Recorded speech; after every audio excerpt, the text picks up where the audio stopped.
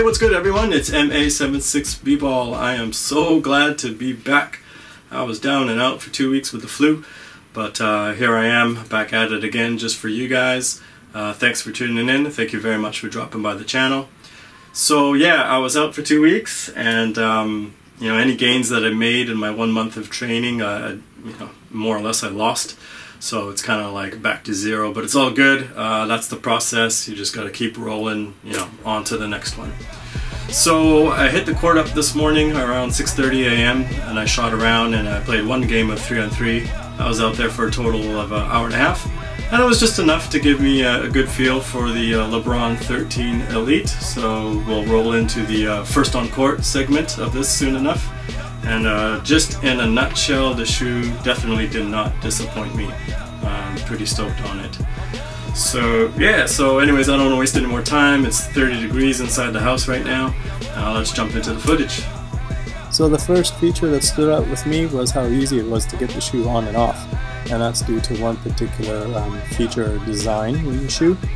The lateral and medial side of the ankle collar come very high up the leg, but directly behind on the heel it is split down the middle, which allows the ankle collar to split open. So again, you know, just makes for easy entry and very easy to take the shoe off as well. It's a great design, great little feature. You know, it'd be cool if they had that on more shoes. So I started off with about 15 minutes of dribbling drills, which I did not record, and then I jumped into a little bit of a traction test. For me, this kind of test serves two purposes. You can get a feel for the traction, but right here in this freeze frame you can see it does a great job with the Curum upper and the fly wire. It just contains my foot, and my foot does not go over the side of the footbed. So yeah, the shoe definitely you know, excelled there. Here I'm just jumping up on the ground and literally just banging down on the ground, just checking out the cushioning. So you have a large zoom bag, so you got a large 13mm bag underneath your metatarsal and another one underneath the heel. And it just being the very first time out on the court, yeah, no complaints. I definitely feel better than the 12 or the 12 Elite. So right here when I plant, I could feel the large met bag underneath my foot, and yeah, just a great feeling, great response as I pushed off here, trying to, you know, leap up as high as I could after being off for a few weeks. And then the same thing here where I plant, boom, right here on the 12. Usually you would if you would miss that zoom bag, you might get a nice jolt up your knees and lower back. But the design has been changed, and again, the large zoom bag definitely did its job, and just a good feeling. So the next thing that really stuck out with me with the Lebron 13 Elite is when you look at the shoe, it looks very beastly, but it's actually very, very light, and that Curum upper is quite flexible.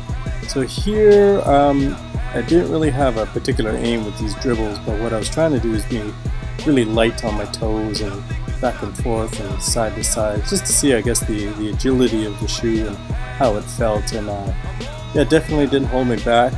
It seems to be more responsive, more adaptable than it looks. It just kind of, I don't know, looks like a big bull, but definitely the looks are deceiving.